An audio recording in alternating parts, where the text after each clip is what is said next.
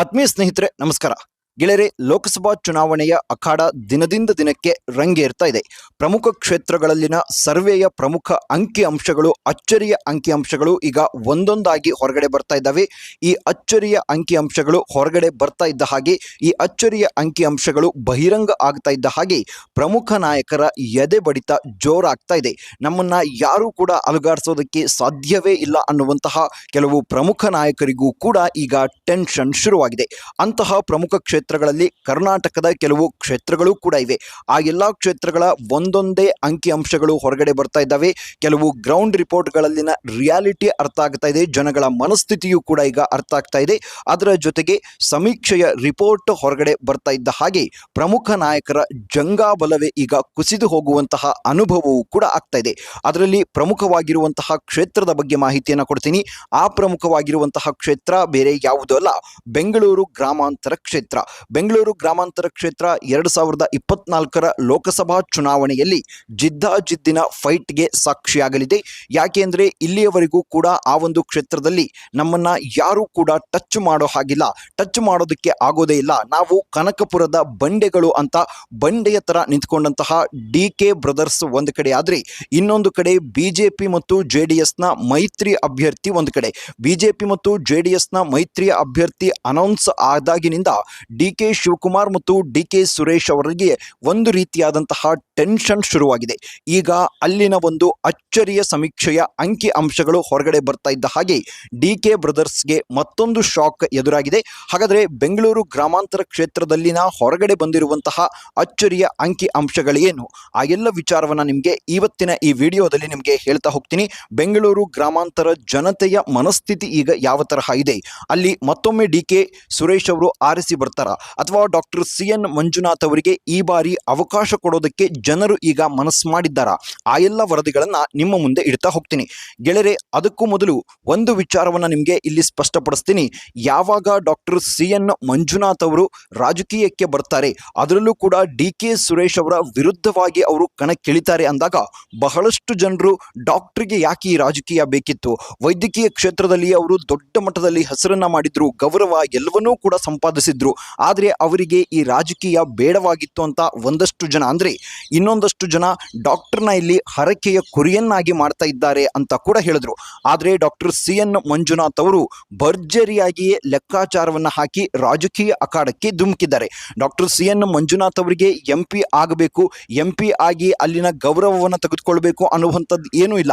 ಯಾಕೆಂದ್ರೆ ಅವರಿಗೆ MP ಗಳಿಗೆ ಇರೋದಕ್ಕಿಂತ ಜಾಸ್ತಿ ಆಗಿರುವಂತಹ ಗೌರವವೂ ಕೂಡ ಇದೆ, ಜನರ ಪ್ರೀತಿ ವಿಶ್ವಾಸ ಅವೆಲ್ಲವೂ ಕೂಡ ರಾಜ್ಯಾದ್ಯಂತ ಇದೆ.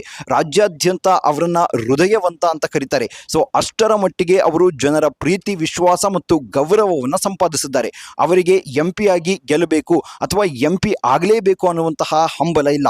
ಆದರೆ ಅವರಿಗಿರುವಂತಹ ಒಂದು ಹಂಬಲ ಅಥವಾ ಅವರಿಗಿರುವಂತಹ ಒಂದು ಗುರಿ ಏನು ಅಂದ್ರೆ, ಜಯದೇವ ಮಾಡೆಲ್ ಅನ್ನ ದೇಶವ್ಯಾಪಿ ವಿಸ್ತರಿಸಬೇಕು, ಇದಕ್ಕಿಂತ ದೊಡ್ಡದಾಗಿ ಇನ್ನೇನೋ ಸಾಧನೆಯನ್ನ ಮಾಡಬೇಕು ಅನ್ನುವಂತಹ ಗುರಿಯನ್ನ ಇಟ್ಕೊಂಡು ಅವರು ರಾಜಕೀಯಕ್ಕೆ ಧುಮುಕಿದ್ದಾರೆ.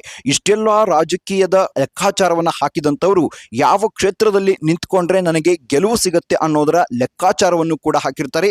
ಅವರು ಕೂಡ ಒಂದು ಸಮೀಕ್ಷೆಯನ್ನು ಕೂಡ ಮಾಡಿರ್ತಾರೆ. ಹಾಗಾಗಿಯೇ ಡಾಕ್ಟರ್ CN ಮಂಜುನಾಥ್ ಅವರು DK ಸುರೇಶ್ ಅವರ ವಿರುದ್ಧ ಸ್ಪರ್ಧಿಸೋದಕ್ಕೆ ಒಪ್ಪಿಕೊಂಡಿರೋದು. ಇದು ಒಂದು ವಿಚಾರ. ಆದರೆ ಈಗ ಅಲ್ಲಿನ ಅಂಕಿ ಅಂಶಗಳು ಏನು ಅನ್ನೋದನ್ನ ನಿಮಗೆ ಹೇಳ್ತಾ ಹೋಗ್ತೀನಿ. ಗೆಳೆಯರೆ, ಬೆಂಗಳೂರು ಗ್ರಾಮಾಂತರ ಕ್ಷೇತ್ರ ಏನಿದೆಯಲ್ಲ, ಬೆಂಗಳೂರಿನಲ್ಲಿ ಒಂದು ಅತಿದೊಡ್ಡ ಗ್ರಾಮಾಂತರ ಕ್ಷೇತ್ರ ಅಂತಾನೆ ಹೇಳ್ಬೋದು. ಒಟ್ಟಾರೆಯಾಗಿ 27 ಲಕ್ಷ ಮತದಾರರು ಬೆಂಗಳೂರು ಗ್ರಾಮಾಂತರ ಕ್ಷೇತ್ರದಲ್ಲಿದ್ದಾರೆ. ಸೊ ಬೆಂಗಳೂರು ಗ್ರಾಮಾಂತರ ಕ್ಷೇತ್ರ ಕಾಂಗ್ರೆಸ್ನ ಭದ್ರಕೋಟೆ ಹಾಗೆ ಹೀಗೆ ಅಂತ ಎಲ್ಲವೂ ಕೂಡ ಹೇಳ್ತಾ ಇದ್ದಾರೆ. ಆದರೆ ಗೆಳೆಯರೆ, 2014 ಮತ್ತು 2019 ಚುನಾವಣೆಯ ಮತಗಳನ್ನ ನಾವು ಇಲ್ಲಿ ಗಮನಿಸ್ತಾ ಹೋದ್ರೆ ಅಲ್ಲಿ ಬಿಜೆಪಿ ಡಮ್ಮಿ ಅಂತ ಏನೂ ಇಲ್ಲ. ಯಾಕೆಂದ್ರೆ ಎರಡೂ ಚುನಾವಣೆಗಳಲ್ಲಿಯೂ ಕೂಡ 4 ಲಕ್ಷಕ್ಕೂ ಅಧಿಕ ಮತಗಳನ್ನ ಬಿಜೆಪಿಯ ಅಭ್ಯರ್ಥಿಗಳು ಪಡೆದುಕೊಂಡಿದ್ದಾರೆ. 2019 ಚುನಾವಣೆಯಲ್ಲಿ 4 ಲಕ್ಷ ಪ್ಲಸ್ ಮತಗಳನ್ನ ಅಶ್ವಥ್ ನಾರಾಯಣ ನಾರಾಯಣ್ ಅವರು ಪಡೆದುಕೊಂಡಿದ್ರು. 6 ಲಕ್ಷ ಪ್ಲಸ್ ಮತಗಳನ್ನು ಡಿ.ಕೆ. ಸುರೇಶ್ ಅವರು ಪಡೆದುಕೊಂಡಿದ್ರು. ಅವರು ಅಲ್ಲಿ ಗೆಲುವಿನ ಅಂತರ 2 ಲಕ್ಷ ಇತ್ತು. ಇನ್ನೊಂದು ಇಲ್ಲಿ ಪ್ರಮುಖವಾಗಿ ಗಮನಿಸಬೇಕಾಗಿದ್ದೇನು ಅಂದರೆ ಬೆಂಗಳೂರು ಗ್ರಾಮಾಂತರದಲ್ಲಿ ಒಟ್ಟು 8 ವಿಧಾನಸಭಾ ಕ್ಷೇತ್ರಗಳು ಬರುತ್ತೆ. ಬೆಂಗಳೂರು ಗ್ರಾಮಾಂತರ ಲೋಕಸಭಾ ಕ್ಷೇತ್ರದಲ್ಲಿ 8 ವಿಧಾನಸಭಾ ಕ್ಷೇತ್ರಗಳು ಬರುತ್ತೆ. ಅದರಲ್ಲಿ ಪ್ರಮುಖವಾಗಿ ಡಿಸೈಡ್ ಮಾಡುವಂಥದ್ದು ಅಂದರೆ ಆ ಒಂದು ಕ್ಷೇತ್ರದ ರಿಸಲ್ಟ್ ಅನ್ನ ಡಿಸೈಡ್ ಮಾಡುವಂಥದ್ದು 2 ಕ್ಷೇತ್ರಗಳು, ಅದು ಬೆಂಗಳೂರು ನಗರ ಪ್ರದೇಶಕ್ಕೆ ಬರ್ತವೆ. ಯಾವ ಆ 2 ಕ್ಷೇತ್ರಗಳು ಅಂದರೆ ಆರ್ ನಗರ ಒಂದು ಮತ್ತು ಬೆಂಗಳೂರು ದಕ್ಷಿಣದ ಕೆಲವು ಭಾಗಗಳು. ಇವೆರಡೂ ಕೂಡ ನಗರ ಕ್ಷೇತ್ರಕ್ಕೆ ಬರುತ್ತೆ. ಒಟ್ಟಾರೆಯಾಗಿ 45% ಓಟ್ ಅಂದರೆ 45% ವೋಟರ್ಸ್ ಅಲ್ಲಿದ್ದಾರೆ. ಅಂದರೆ 12 ಲಕ್ಷಕ್ಕೂ ಹೆಚ್ಚು ವೋಟರ್ಸ್ ಈ 2 ಕ್ಷೇತ್ರದಲ್ಲಿದ್ದಾರೆ. ಈ 2 ಕ್ಷೇತ್ರದಿಂದ 12 ಲಕ್ಷ ಪ್ಲಸ್ ವೋಟರ್ ಇದ್ದಾರೆ ಅಂದರೆ ನೀವು ಅರ್ಥ ಮಾಡ್ಕೊಳ್ಳಿ, ಈ ಒಂದು ಸಿಟಿ ಪ್ರದೇಶದಲ್ಲಿ ಮೋದಿಯ ಅಲೆ ಒಂದು ಕಡೆ ಆದರೆ ಇನ್ನೊಂದು ಕಡೆ ಈ ಒಂದು ಪ್ರದೇಶಗಳಲ್ಲಿ ಡಾಕ್ಟರ್ ಸಿ.ಎನ್. ಮಂಜುನಾಥ್ ಅವರ ಬಗ್ಗೆ ಜನರಿಗೆ ಚೆನ್ನಾಗಿ ಗೊತ್ತಿದೆ. Doctor CN. ಮಂಜುನಾಥ್ ಅವರ ಸಾಧನೆ ಬಗ್ಗೆ ಗೊತ್ತಿದೆ ಮತ್ತು ಡಾಕ್ಟರ್ ಸಿ.ಎನ್. ಮಂಜುನಾಥ್ ಅವರನ್ನ ನಾವೇನಾದರೂ ಆಯ್ಕೆ ಮಾಡಿ ಕಳುಹಿಸಿದ್ರೆ ಮುಂದೆ ಮೋದಿ ಸಂಪುಟದಲ್ಲಿ ಆರೋಗ್ಯ ಸಚಿವರು ಆಗುವಂತಹ ಎಲ್ಲಾ ಸಾಧ್ಯತೆಗಳಿದೆ. ನಮ್ಮ ಒಂದು ರಾಜ್ಯದ ಒಬ್ಬರು ಆರೋಗ್ಯ ಸಚಿವರಾಗ್ತಾರೆ ಅಂದರೆ ಅದು ಕರ್ನಾಟಕಕ್ಕೆ ಹೆಮ್ಮೆಯ ವಿಚಾರ. ಆ ಎಲ್ಲ ಲೆಕ್ಕಾಚಾರಗಳು ಈ 2 ಕ್ಷೇತ್ರಗಳಲ್ಲಿವೆ. ಅದರ ಜೊತೆಗೆ ಗೆಳೆಯರೆ, ಚನ್ನಪಟ್ಟಣ ಆಲ್ರೆಡಿ ಈಗ JDSನ ಕ್ಷೇತ್ರ, ಅಲ್ಲಿ ಕುಮಾರಸ್ವಾಮಿ ಅವರು ಈಗ ಶಾಸಕರಾಗಿದ್ದಾರೆ. ಚನ್ನಪಟ್ಟಣ ಮತ್ತು ರಾಮನಗರ JDSನ ಒಂದಷ್ಟು ಮತಗಳನ್ನು ಸೆಳಿತಾವೆ. ಸೊ ಅದರ ಜೊತೆಗೆ ಈ 2 ಕ್ಷೇತ್ರಗಳಲ್ಲಿ ಯಾವುದು ಆರ್ ನಗರ ಮತ್ತು ಬೆಂಗಳೂರು ದಕ್ಷಿಣದ ಕ್ಷೇತ್ರಗಳಲ್ಲಿ ಬಿಜೆಪಿಯ ಅಭ್ಯರ್ಥಿಗಳು ವಿಧಾನಸಭೆಯಲ್ಲಿ ಗೆದ್ದಿದ್ದಾರೆ. ಇದನ್ನು ನಾವು ಗಮನಿಸಬೇಕು. ಅದರ ಜೊತೆಗೆ JDSನ 2 ಕ್ಷೇತ್ರಗಳು ಚನ್ನಪಟ್ಟಣ ಮತ್ತು ರಾಮನಗರ, ಅದರ ಜೊತೆಗೆ ಕನಕಪುರ ಅನ್ನೋದು ಕಾಂಗ್ರೆಸ್ನ ಕಂಪ್ಲೀಟ್ ಅದೊಂದು ತರಹ ಬಂಡೆ ಆಗಿದೆ. ಸೊ ಕಾಂಗ್ರೆಸ್ನಿಂದ ಅಲ್ಲಿ ಯಾರೇ ನಿಂತರೂ ಗೆದ್ದು ಬರ್ತಾರೆ ಅನ್ನುವಂತಹ ಲೆಕ್ಕಾಚಾರ ಕನಕಪುರ, ಅದರ ಜೊತೆಗೆ ಕುಣಿಗಲ್ ಆಯಾ ಕ್ಷೇತ್ರಗಳಲ್ಲಿಯೂ ಕೂಡ ಇವೆ. ಆದರೆ ಡಿಸೈಡ್ ಮಾಡುವಂತಹ ಈ 2 ಕ್ಷೇತ್ರಗಳೇನಿವೆಯಲ್ಲ ಮೈತ್ರಿಯ ಹಿಡಿತದಲ್ಲಿವೆ. ಇನ್ನು ಮೈತ್ರಿ ಎಲ್ಲಿ ವರ್ಕೌಟ್ ಆಗುತ್ತೋ ಬಿಡುತ್ತೋ ಗೊತ್ತಿಲ್ಲ, ಆದರೆ ಈ ಕ್ಷೇತ್ರದಲ್ಲಿ ಮೈತ್ರಿ ವರ್ಕೌಟ್ ಆಗೇ ಆಗುತ್ತೆ. ಯಾಕೆ ಅಂದರೆ 2 ಪಾರ್ಟಿಯ ಅಭ್ಯರ್ಥಿಗಳು ಇಲ್ಲಿ ಕಣಕ್ಕಿಳಿದು ಪ್ರಚಾರವನ್ನು ಮಾಡ್ತಾರೆ. ಕಣಕ್ಕಿಳಿದು ಇಲ್ಲಿ ತಮ್ಮ ಅಭ್ಯರ್ಥಿಯನ್ನು ಗೆಲ್ಲಿಸಲೇಬೇಕು ಅಂತ ಪ್ರಚಾರ ಮಾಡ್ತಾರೆ. ಯಾಕೆ ಅನ್ನೋದನ್ನು ಹೇಳ್ತೀನಿ ಗೆಳೆಯರೆ. ಬಿಜೆಪಿಗೆ ಇದು ಪ್ರತಿಷ್ಠೆ. ಯಾಕೆಂದರೆ ಒಂದು ಡಿ.ಕೆ. ಸುರೇಶ್ ಅವ್ರನ್ನ ಒಂದು ರೀತಿಯಾಗಿ ಮನಸ್ದಂಗೆ ಆಗುತ್ತೆ. ಡಿ.ಕೆ. ಸುರೇಶ್ ಅವ್ರನ್ನ ಮನಸ್ಬೇಕು ಅಥವಾ ಡಿ.ಕೆ. ಶಿವಕುಮಾರ್ ಅವರನ್ನು ಕೂಡ ಇಲ್ಲಿ ಕಟ್ಟಿ ಹಾಕಬೇಕು ಅಂದರೆ ಈ ಕ್ಷೇತ್ರವನ್ನು ಗೆಲ್ಲಬೇಕು. ಅದರ ಜೊತೆಗೆ ಕುಮಾರಸ್ವಾಮಿ ಅವರಿಗೆ ರಾಮನಗರದಲ್ಲಿ ಕೊನೆಯ ಕ್ಷಣದಲ್ಲಿ ರಿಸಲ್ಟನ್ನು ಮಿಸ್ ಮಾಡಿದ್ರು ಅನ್ನುವಂತಹ ಕೋಪವೂ ಕೂಡ ಇದೆ. ಅದರ ಜೊತೆಗೆ ಡಾಕ್ಟರ್ ಸಿ.ಎನ್. ಮಂಜುನಾಥ್ ಅವರದ್ದೇ ಕುಟುಂಬದ ಸದಸ್ಯರು. ಹಾಗಾಗಿ ಅವರ ಕುಟುಂಬದ ಸದಸ್ಯರಿಗೆ ಅವರು ಶತಾಯುಗತಾಯು ಗೆಲ್ಲಿಸಲೇಬೇಕು ಅಂತ ಪ್ರಯತ್ನವನ್ನ ಮಾಡ್ತಾರೆ. ಅದರ ಜೊತೆಗೆ ಗೆಳೆಯರೆ, 2 ಕ್ಷೇತ್ರಗಳು ಬಿಜೆಪಿಯ ಹಿಡಿತದಲ್ಲಿರೋದು. 2 ಕ್ಷೇತ್ರಗಳು ವೋಟಿಂಗ್, ಆ 2 ಕ್ಷೇತ್ರಗಳ ವೋಟ್ಗಳೇನಿವೆಯಲ್ಲ ಈ ಒಂದು ಕ್ಷೇತ್ರದ ಫಲಿತಾಂಶವನ್ನ ಡಿಸೈಡ್ ಮಾಡುವಂತಹ ಕ್ಷೇತ್ರಗಳು. ಹಾಗಾಗಿ ಈ 2 ಕ್ಷೇತ್ರಗಳಲ್ಲಿಯೂ ಕೂಡ ಬಿಜೆಪಿ ಒಂದು ವೋಟರ್ಸ್ನ ಪಡಿಬಹುದು ಅನ್ನುವಂತಹ ಲೆಕ್ಕಾಚಾರ ಇದೆ. ಅದರ ಜೊತೆಗೆ ಗೆಳೆಯರೆ, ಬೆಂಗಳೂರು ಗ್ರಾಮಾಂತರ ಕ್ಷೇತ್ರದ ಜನರ ಒಂದಷ್ಟು ರಿಪೋರ್ಟ್ಗಳು ಅಥವಾ ಜನರ ಒಂದಷ್ಟು ಮಾತುಗಳನ್ನು ಕೇಳಿಸ್ಕೊಂಡಾಗ ಈ ಬಾರಿ ಅಷ್ಟು ಈಸಿಯಾಗಿ ಡಿ.ಕೆ. ಸುರೇಶ್ ಅವರಿಗೆ ಗೆಲುವು ಸಿಗೋದಿಲ್ಲ ಅನ್ನೋದು ಗೊತ್ತಾಗುತ್ತೆ. 10 ವರ್ಷಗಳಿಂದ ಅಲ್ಲಿನ ಜನರು ಕೂಡ ಬೇಸತ್ತು ಹೋಗಿದ್ದಾರೆ. ಕೆಲವು ಜನರ ಮಾತುಗಳನ್ನು ಬೇರೆ ಬೇರೆ ವಾಹಿನಿಗಳು ಮಾಡಿರುವಂತಹ ಒಂದು ಗ್ರೌಂಡ್ ರಿಪೋರ್ಟ್ನಲ್ಲಿ ಕೇಳ್ತಾ ಹೋದಾಗ ಅಲ್ಲಿನ ಜನರಿಗೆ ಕೂಡ ಈ ಒಂದು ಕ್ಷೇತ್ರದಲ್ಲಿ ಬದಲಾವಣೆ ಆಗಬೇಕು ಅನ್ನುವಂತಹ ನಿರೀಕ್ಷೆ ಇದೆ. ಅದರಲ್ಲೂ ಕೂಡ ಕೆಲವು ಗ್ರಾಮೀಣ ಪ್ರದೇಶಗಳಲ್ಲಿಯೂ ಕೂಡ ಡಿ.ಕೆ. ಸುರೇಶ್ ಅವರ ವಿರುದ್ಧದ ಅಲೆಯೂ ಕೂಡ ಇದೆ. ಸೊ ಅದು ಕೂಡ ಇಲ್ಲಿ ವರ್ಕೌಟ್ ಆಗುವಂತಹ ಸಾಧ್ಯತೆ ಕೂಡ ಇದೆ. ಅದರ ಜೊತೆಗೆ ಗೆಳೆಯರೆ, ಇನ್ನು ಈ ಇತ್ತೀಚೆಗೆ 2 ದಿನಗಳ ಹಿಂದೆ ಆಗಿರುವಂತಹ ಬೆಳವಣಿಗೆ ಪ್ರಮುಖವಾಗಿ ಕಾಂಗ್ರೆಸ್ಗೆ ಇದು ಅತಿದೊಡ್ಡ ಹೊಡೆತ ಅಂತ ಹೇಳ್ಬೋದು. 2 ದಿನಗಳ ಹಿಂದೆ ಕುಮಾರಸ್ವಾಮಿ ಮತ್ತು ನಿಖಿಲ್ ಕುಮಾರಸ್ವಾಮಿ ಅವರು ಕುಕ್ಕರ್ ಬಾಂಬನ್ನ ಒಂದು ಹಾಕಿದ್ರು. ಅವರು ಇಲ್ಲಿ ಆಮಿಷವನ್ನು ಒಡ್ಡುತ್ತಾ ಇದ್ದಾರೆ ಅನ್ನೋದನ್ನ ರಾಜ್ಯದ ಜನತೆಯ ಮುಂದೆ ಇಟ್ಟಿದ್ರು. ಅದಾಗಿ ಒಂದೇ ಒಂದು ದಿನಕ್ಕೆ ಇವತ್ತು ಒಬ್ಬ ವೃದ್ಧೆಯ ಮೇಲೆ ಕಾಂಗ್ರೆಸ್ ಕಾರ್ಯಕರ್ತ ಹಲ್ಲೆ ಮಾಡಿರೋದು. ಕುಕ್ಕರ್ ಅನ್ನ ಕೊಟ್ಟಿಲ್ಲ ಅನ್ನುವಂತಹ ಕಾರಣಕ್ಕಾಗಿ ಕುಕ್ಕರ್ ಕೊಡಿ ಅಂತ ಕೇಳಿದ್ದಕ್ಕಾಗಿ. ಸೊ ಇದೆಲ್ಲವೂ ಕೂಡ ಇವತ್ತು ಮಾಧ್ಯಮಗಳಲ್ಲಿ ತುಂಬಾ ಚೆನ್ನಾಗಿಯೇ ಪ್ರಸಾರ ಆಗ್ತಾ ಇದೆ. ಸೊ ಇದರಿಂದ ಡಿ.ಕೆ. ಸುರೇಶ್ ಅವರಿಗೆ ಅಲ್ಲಿ ದೊಡ್ಡ ಮಟ್ಟದ ಮೈನಸ್ ಕೂಡ ಆಗುತ್ತೆ. ಇದೆಲ್ಲವೂ ಕೂಡ ಒಂದು ಕಡೆ ಆದರೆ, ಒಂದು ಕಡೆ ಬಿಜೆಪಿ JDSನ ವೋಟಿಂಗ್ ಲೆಕ್ಕಾಚಾರ ಮತ್ತು ಬಿಜೆಪಿ JDSನ ಮೈತ್ರಿಯ ಲೆಕ್ಕಾಚಾರ ಇದೆಲ್ಲವೂ ಕೂಡ ಒಂದು ಕಡೆ ಆಯಿತು.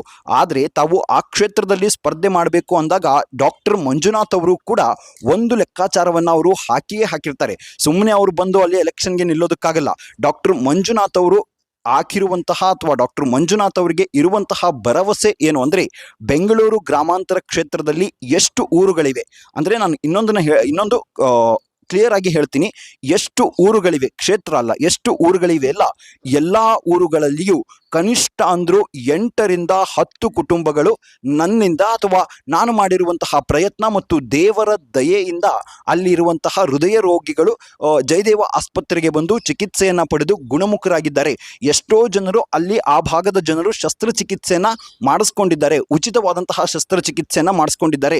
ಜಯದೇವ ಮಾಡ್ಯೂಲ್ ಅನ್ನು ನಾನು ಭಾರತದ ಮಟ್ಟಿಗೆ ತರಬೇಕು ಅನ್ನುವಂತಹ ಒಂದು ಲೆಕ್ಕಾಚಾರದಲ್ಲಿದ್ದೀನಿ. ಈ ಊರಿನಲ್ಲಿರುವಂತಹ ಗುಣಮುಖರಾಗಿರುವಂತಹ ಹೃದಯ ರೋಗಿಗಳೇನಿದ್ದಾರಲ್ಲ ಅವರೇ ನನ್ನ ಕಾರ್ಯಕರ್ತರು ಅನ್ನುವಂತಹ ಮಾತನ್ನ ಹೇಳಿದ್ದಾರೆ. ಲೆಕ್ಕ ಹಾಕಿ ಗೆಳೆಯರೆ, ಆ ಗ್ರಾಮೀಣ ಒಂದು ಬೆಂಗಳೂರು ಗ್ರಾಮಾಂತರ ಕ್ಷೇತ್ರದಲ್ಲಿ ಎಷ್ಟು ಊರುಗಳಿವೆ ಅನ್ನೋದನ್ನ ಲೆಕ್ಕ ಹಾಕಿ ಆ ಊರಿನಲ್ಲಿ ಕನಿಷ್ಠ ಅಂದ್ರೂ 8ರಿಂದ 10 ಕುಟುಂಬಗಳು ಅಂತ ಡಾಕ್ಟರ್ ಹೇಳ್ತಾರೆ. ಸೊ ಈ ಒಂದು ಕಾನ್ಫಿಡೆನ್ಸೇ ಡಾಕ್ಟರ್ ಮಂಜುನಾಥ್ ಅವರನ್ನ ರಾಜಕೀಯಕ್ಕೆ ಇಳಿಯೋ ಹಾಗೆ ಮಾಡಿದ್ದು. ಇನ್ನು ಡಾಕ್ಟರ್ ಮಂಜುನಾಥ್ ಅವರು ಹೇಳುವ ವಿಚಾರ ಏನು ಅಂದರೆ, ನಾನು ಕೇವಲ MP ಆಗೋದಕ್ಕೆ ನಾನು ರಾಜಕಾರಣಕ್ಕೆ ಬರಲಿಲ್ಲ, ಹಾಗೆ ನಾನು ರಾಜಕಾರಣಕ್ಕೆ ಬರಬೇಕಾಗಿತ್ತು ಅಂದರೆ 40 ವರ್ಷದ ಹಿಂದೆನೇ ಬರ್ತಾ ಇದ್ದೆ. ಆಗ ಎಲ್ಲವೂ ಕೂಡ ಇತ್ತು, ದೇವೇಗೌಡರ ಅಳಿಯ ಅನ್ನುವಂತಹ ವರ್ಚಸ್ಸಿತ್ತು, ಅದೆಲ್ಲವೂ ಕೂಡ ಇತ್ತು. ಆದರೆ ನನಗೆ ಅದು ಬೇಕಾಗಿರಲಿಲ್ಲ. ನನಗೆ ದೇಶದ ಆರೋಗ್ಯ ವ್ಯವಸ್ಥೆಯಲ್ಲಿ ಸುಧಾರಣೆಯನ್ನು ತರಬೇಕು ಅಂತ. ಅದಕ್ಕಾಗಿ ನಾನು ಸುದೀರ್ಘವಾಗಿ 40 ವರ್ಷಗಳ ಕಾಲ ಪ್ರಯತ್ನವನ್ನು ಪಟ್ಟಿದ್ದೇನೆ.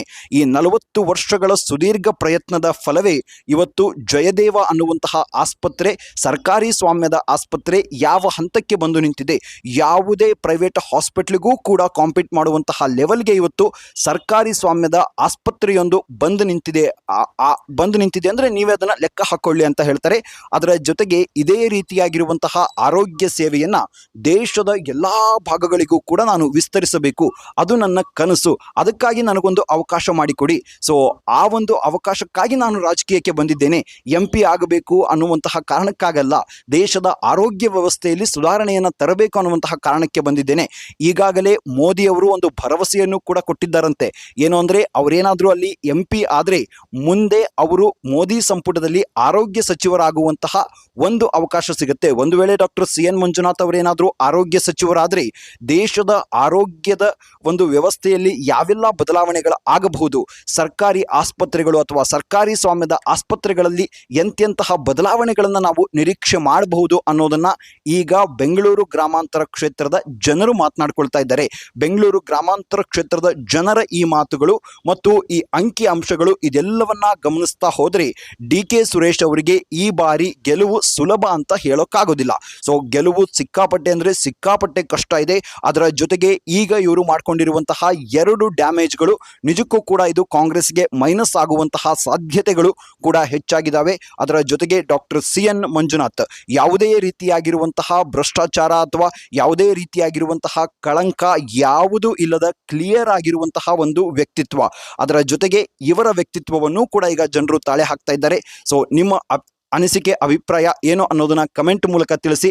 ಬೆಂಗಳೂರು ಗ್ರಾಮಾಂತರ ಕ್ಷೇತ್ರಕ್ಕೆ ಡಾಕ್ಟರ್ CN ಮಂಜುನಾಥ್ ಅವರು ಅಭ್ಯರ್ಥಿ ಆಗ್ತಾರೋ ಅಥವಾ ಡಾಕ್ಟರ್ CN ಮಂಜುನಾಥ್ ಅವರು ಸಂಸದರಾಗ್ತಾರೋ ಅಥವಾ DK ಸುರೇಶ್ ಅವರು ಸಂಸದರಾಗ್ತಾರೆ ಅನ್ನೋದನ್ನ ಕಮೆಂಟ್ ಮೂಲಕ ತಿಳಿಸಿ ಅಂತ ಹೇಳ್ತಾ ಈ ವಿಡಿಯೋನ ಮುಗಿಸ್ತಾ ಇದ್ದೀನಿ ಗೆಳೆಯರೆ. ಮುಂದಿನ ದಿನಗಳಲ್ಲಿ ರಾಜ್ಯದ ಪ್ರಮುಖ 5 ಲೋಕಸಭಾ ಕ್ಷೇತ್ರಗಳಲ್ಲಿ ನಮ್ಮ ತಂಡ ಗ್ರೌಂಡ್ ರಿಪೋರ್ಟ್ನ ಮಾಡಲಿದೆ. ಯಾವ ಊರಿಗೆ ಅಥವಾ ಯಾವ ಕ್ಷೇತ್ರಕ್ಕೆ ಮೊದಲು ಬರಬೇಕು ಅನ್ನೋದನ್ನ ಕಮೆಂಟ್ ಮೂಲಕ ತಿಳಿಸಿ ಅಂತ ಹೇಳ್ತಾ ಹೋಗ್ಬರ್ತೀನಿ. ಮುಂದಿನ ವಿಡಿಯೋದಲ್ಲಿ ಮತ್ತಷ್ಟು ಮಾಹಿತಿಯ ಜೊತೆಗೆ ಬರ್ತೀನಿ. ಅಲ್ಲಿವರೆಗೂ ಜೈ ಹಿಂದ್, ಜೈ ಕರ್ನಾಟಕ.